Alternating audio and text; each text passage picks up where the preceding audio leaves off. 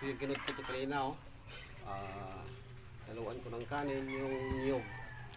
Ayun, ipapatuka ko sa pato kasi malapit na sa akin, nagugutom na yata. Doon sila, oh. Dito na. Yan, nakaabang na sila yan. Ayun. Yun ang pasukan nila. Meron silang dadaanan sa kabila. Para doon sila makapasok.